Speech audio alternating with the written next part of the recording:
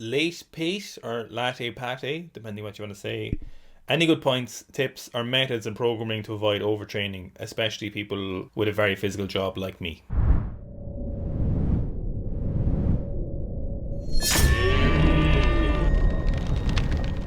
This is something we work on with like our one-to-one athletes or people who just contact us very, very regularly. If you're working a job that, so to be honest, there's like two different categories here. There's a physical job or a shift job that might change your sleep patterns or change your recovery habits.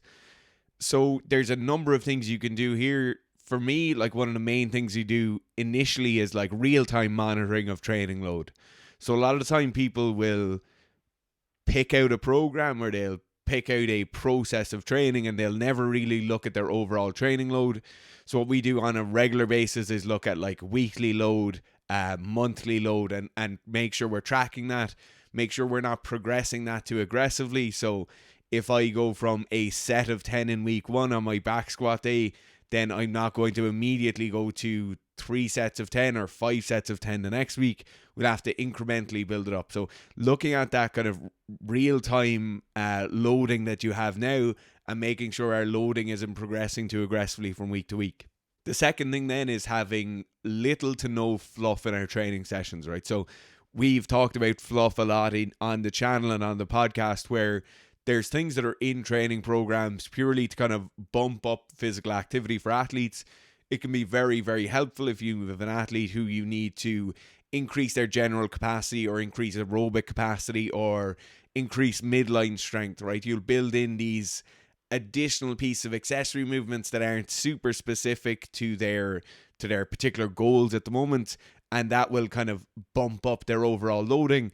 In a case like yours, if your job is very physical, I would cut that stuff out immediately and I would look at just the specific exercise I need to get better at, and then the specific prehab, rehab, stability, or accessory exercises I need to make sure I don't fall apart while training. The last piece then, right, is nothing to do with training or programming. It's everything to do with prioritization. So if you're somebody and you work a shift job, so like you might be working from 8 p.m. until 8 a.m., so your sleep cycle is all thrown off. You might still want to train relatively hard. You might still want to achieve certain athletic goals. Prioritization of like your recovery, your nutrition, your sleeping is going to have to overtake a lot of other things, right? If you want to be a successful athlete and your lifestyle or your career or whatever path you're going down is going to pull you back from being a successful athlete, you're going to have to make sacrifices in other areas, and that's just part of the game. The first kind of tip I would say in terms of for your training overall is don't let yourself use the fact that you have a physical job as an excuse for why you didn't have a good training session or for why you missed a lift. Now, sometimes it definitely will factor in. You definitely do have it harder than other people who don't work a physical job. That's like undeniable. But for you as a person, I think it's incredibly important that you, as an athlete, don't give yourself that excuse or don't give yourself that reason not to go to the gym or give yourself that reason for why you missed it. Now, it definitely might be that reason on that day, but try put that responsibility on the programming rather than on your psychology. So if you get your programming smart and you get it right and you feel like it's in a good place, then you shouldn't be coming to training then wondering if you've worked too hard or trained too hard or if your program's appropriate for that day, depending on how much you've worked. So I'd say for you as an athlete and for your long term progression and for your ability to lift heavier weights or whatever it is you're doing, I would say first of all just make sure you're not blaming your job for the lack of progress or lack of progress in that particular session. Second thing I would look at is sufficient caloric intake. So make sure you're eating enough food and the right kinds of food. So a lot of times in physical jobs, it can be harder to get an appropriate food. So make sure you're always pre-packing your lunch or you're bringing the stuff that you need to do.